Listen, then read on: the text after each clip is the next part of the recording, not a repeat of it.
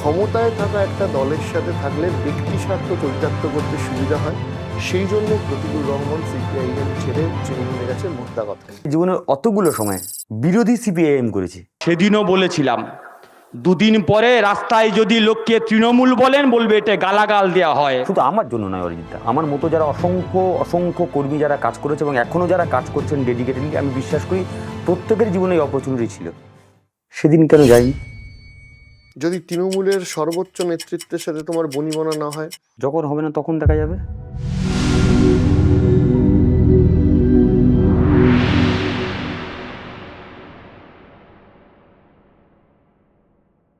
তোমার যে বক্তব্য ছিল যে ধরো দলে কথা বলার জায়গা নেই, মানে এই প্রশ্নটা আগে উঠেছে। ডোন্ট ইউ থিঙ্ক যে কার্যত তৃণমূল কংগ্রেস, যেটা মমতা বন্দ্যোপাধ্যায় এবং অভিষেক বন্দ্যোপাধ্যায় চলে, সেখানে খুব বেশি গণতান্ত্রিক পরিষদ থাকবে যেখানে তুমি প্রশ্ন তুললে কথা বলতে পারবে? তার কারণ হচ্ছে, মূল অভিযোগ যেটা উঠছে সেটা হচ্ছে এই গণতান্ত্রিক পরিসর কোনো বড় কথা নয়। ক্ষমতায় থাকা একটা দলের সাথে থাকলে ব্যক্তি স্বার্থ চরিতার্থ করতে সুবিধা হয়, সেই জন্য প্রতিকুর রহমান সিপিআইএম ছেড়ে তৃণমূলে গেছে, মোদ্দা কথা। 2006 সাল স্কুলে এসএফআই ইউনিট কমিটির সদস্য হই। তখন সরকারটা ছিল, তখন 9-10-এ পড়ি, আমি বাচ্চা, স্কুলে পড়ি। 2008 সাল থেকে সক্রিয় রাজনীতির ময়দানে পা দেয়া, বুঝে পা দেয়া। দক্ষিণ চব্বিশ পরগনা জেলা সরকারটা আছে, কিন্তু তৃণমূল ক্ষমতায় দক্ষিণ চব্বিশ পরগনা চলে এসছে প্রায়। তারপরে পঞ্চায়েত নির্বাচন, জেলা পরিষদের তৃণমূল কংগ্রেস, চারদিকে রমরম করছে তৃণমূল কংগ্রেস। রাতারাতি যারা সিপিএম ছিল, রাতারাতি তৃণমূলের ঝান্ডা নিয়ে পাল্টি মেরে চলে গেছে।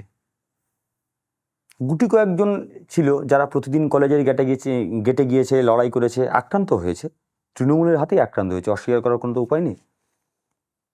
দাঁতে দাঁত চেপে লড়াই করেছে, তাদের সঙ্গে আমিও একজন ছিলাম।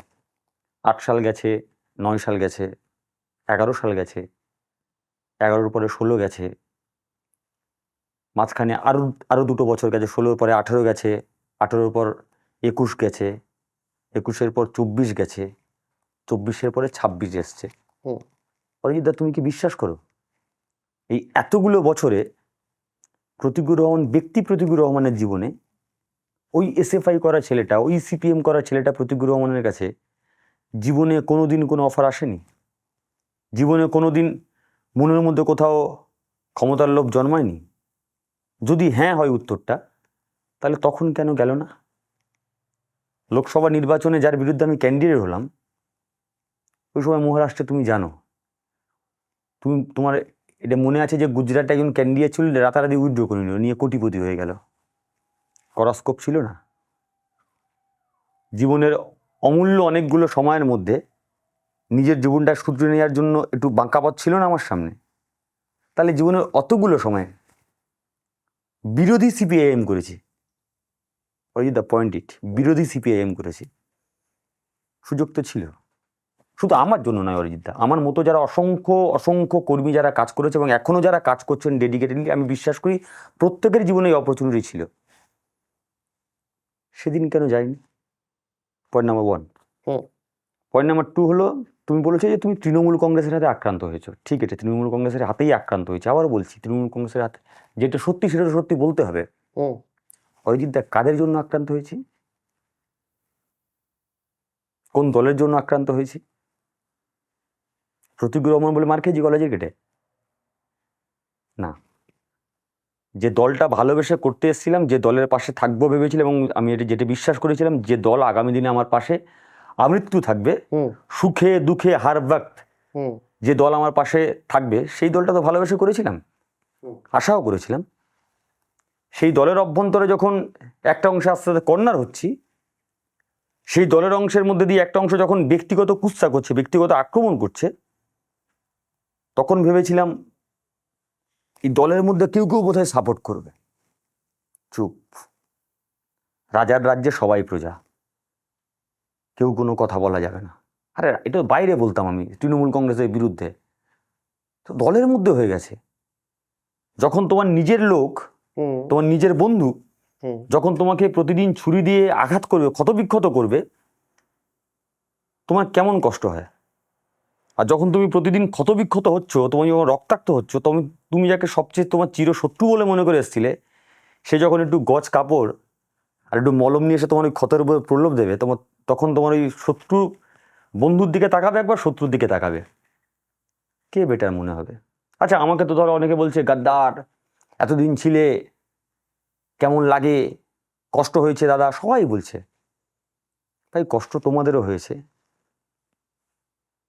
আজকের বুঝে দেখো, যখন বন্ধু শত্রুর মতো ব্যবহার করে তখন কেমন লাগে। আজকে যদি তোমাদেরও কষ্ট হয়ে থাকে, যেদিন আমি রক্তাক্ত হয়েছি, ঠিক এতটা না হলেও এর চেয়ে 1000 গুণ বেশি রক্তাক্ত হয়েছি। Just feel it. সিপিএম এর স্ট্রাকচারাল সিস্টেম অনুযায়ী তো আজ বাদে কাল রাজ্য সম্পাদক পরিবর্তনও হবে। তৃণমূলের স্ট্রাকচারে তো সেটা নেই। যদি তৃণমূলের সর্বোচ্চ নেতৃত্বের সাথে তোমার বনিবনা না হয়, যখন হবে না তখন দেখা যাবে। সিপিএম তো আমি চেয়েছিলাম আজীবন সিপিআইএমটা করতে। আমি তো চেয়েছিলাম মৃত্যুর পরে লাল ঝান্ডাটা বুকে দিয়ে মরতে। পারলাম কি? ফলে মানুষ যেভাবে ভাবে, জীবন কিন্তু সেভাবে চলে না। জীবন জীবনের নিয়মে চলে। অঙ্ক কষে অনেকে অনেক কিছু করতে পারেন, অঙ্ক খুব কঠিন। অনেক সময় মেলে, অনেক সময় মেলে না। যখন মিলে তখন আপনি ভাবেন আপনার সব কিছু আপনার হাতে আছে, যখন মিলে না তখন তো বোঝা যায় জীবন যুদ্ধের আসল পরীক্ষা, তখন তো বোঝা যায়। যখন সেই সিচুয়েশান হবে তখন বোঝা যাবে। Point number 1। পয়েন্ট নাম্বার 2 হচ্ছে, দেখো এটা তো আমি বিশ্বাস করি যে সিপিআইএমে কথা বলার পরিস্থিতি আছে, সিপিআইএমে গণতন্ত্র ছিল। পয়েন্টটা হচ্ছে এখানে সেলিমদা আজকে আছে বা সেলিমদা নেই, পয়েন্টটা সেটা না। অরিজিৎদার দিনের পর দিন যখন অন্যায় হয়েছে, আমি আরেকটু বিস্তারিত বলতে চাই তোমার কাছে। প্লিজ বলো। যখন সূর্যকান্ত মিশ্র রাজ্য সম্পাদক, আমি সৃজন, আমরা তখন এসএফআইয়ের সম্পাদক সভাপতি, তোমাদের মনে আছে। আমরা অনেক কাজ করেছি একসঙ্গে। ছাত্র ফ্রন্টের দায়িত্ব সুজন চক্রবর্তী, গিয়েছি, বলছে না এটা এইভাবে না এইভাবে কর, সুজন চক্রবর্তী বলেছেন। না পুলিশের ব্যারিকেডটা ওই দিকে আছে, তোরা ওখানে যাস না, পুলিশ ভীষণ আক্রমণ করবে। আমরা গিয়েছি, রাগের মাথায় পুলিশের ব্যারিকেড উল্টে দিয়েছি, ভেঙে দিয়েছি, পুলিশ লাঠিচার্জ করেছে, মারধর খেয়েছি, অনেক কমরেড রক্তাক্ত হয়েছিল, কেস দিয়েছিল। ভেবেছিলাম নেতৃত্ব ঠিক বলেছিল, আননেসেসারি এতগুলো ছেলে মার খেলো। বাট মনে একটা তৃপ্তি নিয়ে এসেছিলাম যে ঠিক আছে চলো, মার তো খেয়েছি, অসুবিধা কী আছে, পিঠের দেখ মিলিয়ে যাবে। মনের মধ্যে একটা স্যাটিসফ্যাকশান আছে। কিন্তু মনে মনে ভয়, নেতা বারণ করেছি যদি বকা দেয়। যখন মাথা চুলকাতে গিয়েছি বলে বেশ করেছিস, যেটা মনে হয়েছে সেটা করেছিস। সূর্যকান্ত মিশ্র রাজ্য সম্পাদক চেয়ারে বসে আছে, মিটিং হচ্ছে, বাচ্চা ছেলে, হুলিয়ে সমালোচনা করেছি, এইটা ঠিক না, ওটা ঠিক না, এই সেই হেনা তেনা। মিটিং থেকে নেমে আসছি, ইশারা করে আস্তে আস্তে কথা বলতেন। কি বললে? এই বিষয়টা বলেছিলাম। ও আচ্ছা আচ্ছা, খাতায় নোট করলেন। 2 দিন পরে একটা ফোন গেল, কোথায় আছো? এসএফআই অফিসে, একটু আসতে পারবে? এলাম। এই একটা নতুন একটা আর্টিকেল বেরোয়েছে, এটা পড়েছো? আমি না, শুধু এটা পড়া হয়নি তো। এটা পড়ে দেখো, এটা নতুনভাবে এটা ভাবতে দেখো। তুমি যে অ্যাঙ্গেলটা বলেছো কারেক্ট, বাট এর মধ্যে একটা নতুন অ্যাঙ্গেল আছে, এটা দেখতে পারো। এটাই তো লিডার। তুমি প্রশ্ন করবে, প্রশ্নের মধ্যে সত্যতা থাকলে স্বীকার করবে, এবং আগামী দিনে আরও বেটার প্রশ্ন যাতে করতে পারো তার জন্য প্রিপারেশান দেবেন। যদি কোথাও ভুল করো, বলবেন না এই জায়গাটা তোমার ভুল হচ্ছে, হাতে ধরে শেখাবেন। তো রাজ্য সম্পাদক মোহাম্মদ সেলিম, প্রশ্ন করছি, সৃজন ভট্টাচার্য বাংলা বাঁচাও যাত্রাতে লিস্টের নাম নেই কেন? উত্তর আসছে, আসলে সংবাদ মাধ্যম জনপ্রিয়তার আলখাল্লা যারা গায়ে চাপায়, ওদেরকে সংবাদ মাধ্যম আর জনপ্রিয়তা ওদের জামাটাকে অনেক বড় করে দেয়। সারা জীবন জিমে গিয়ে জিম করবে, ওই জামাতে নিজেদের শরীর ফিট হবে না। আচ্ছা, আমাদের মনে হয় আমরা সংবাদ মাধ্যমে আলখাল্লা গায়ে দিয়ে আছি, আর আলখাল্লা গায়ে দিয়ে থাকতে চাই, জনপ্রিয়তার আলখাল্লা আমরা গায়ে দিয়ে রাজনীতি করতে চাই? একদিনের জন্য না। যদি তাই হতো তাহলে প্রতিদিন মিডিয়াতে গিয়ে বসে থাকতাম। যদি তাই হতো প্রতিদিন ক্যামেরার সামনে গিয়ে বাইট দিতাম। সূর্যদা যে এক ঝাঁক তরুণ প্রজন্মের ছেলেপুলেকে তুললো, এক ঝাঁক তরুণ প্রজন্ম, শুধু একটা সৃজন, একটা প্রতিগুর, একটা দীপশিতা, একটা মীনাক্ষী নয়, অসংখ্য অসংখ্য। কলতান দাশগুপ্ত হতে পারে, সবুজ দাস হতে পারে, সৈয়দ সাদ্দাম আলী হতে পারে। মনে আছে 21-এর নির্বাচনে এক ঝাঁক তরুণ প্রার্থী। বর্ধমান সিটে, বর্ধমানে চণ্ডীচরণ লেট হতে পারে, ঐশী জামুরিয়ায় হতে পারে, পৃথাতা হতে পারে, অসংখ্য কর্মী, অসংখ্য ইয়ং জেনারেশন একটা সামনে নিয়ে আসা হলো। লোকজন রাস্তায় বললো সিপিএম আর কিছু করতে পারুক আর না পারুক, বহুদিন পরে একটা কঠিন সিদ্ধান্ত নিয়েছে, একসঙ্গে এতগুলো ছেলেকে রাস্তায় নামিয়েছে, ছেলে মেয়েকে রাস্তায় নামিয়েছে কম বয়সী।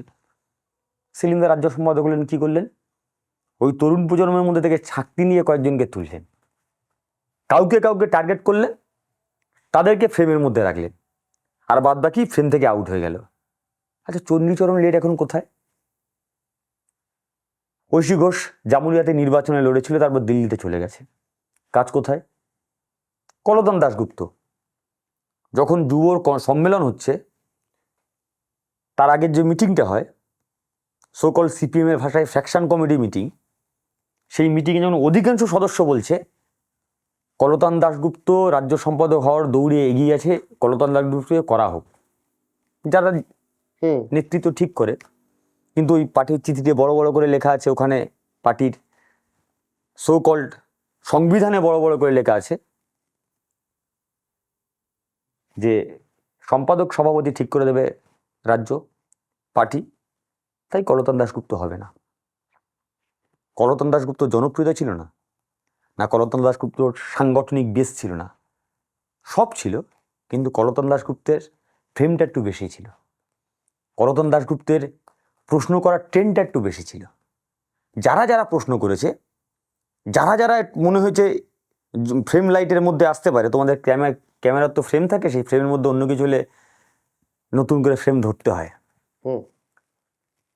কারুর কারুর ফ্রেম আছে, ফ্রেম সেট করা আছে, ওই ফ্রেমের মধ্যে যাতে অন্য কেউ না আসে, তাই ওই অতগুলো তরুণ প্রজন্মের যারা ছিল তাদেরকে আস্তে আস্তে সরিয়ে দেওয়া হলো। এবার অরিজিৎদা, তোমার প্রশ্ন এখানে আসবে, স্বাভাবিক আসবে, যে আমি তো ভাই প্রতিদিন ফেসবুক খুললে, প্রতিদিন সোশ্যাল মিডিয়া খুললে কোনো না কোনো ইয়ং জেনারেশনে কাউকে মিডিয়া সোশ্যাল মিডিয়াতে ভাষণ দিতে দেখি, টিভির পর্দায় রোজ কলতানকে দেখি আছে, আপনি রোজ কোনো না কোনো পোর্টাল, কোনো না কোনো পডকাস্ট, কোনো না কোনো টিভি চ্যানেলে আপনি আমাদের তরুণ প্রজন্মে কাউকে না কাউকে দেখতে পাবেন, কিন্তু বিশ্বাস করুন তলায় গিয়ে খুঁজে দেখুন, কার্যক্ষেত্র নেই, এদের হাতে কাজ নেই, বেসিক্যালি নির্দিষ্ট কাজ করার কোনো জায়গা নেই।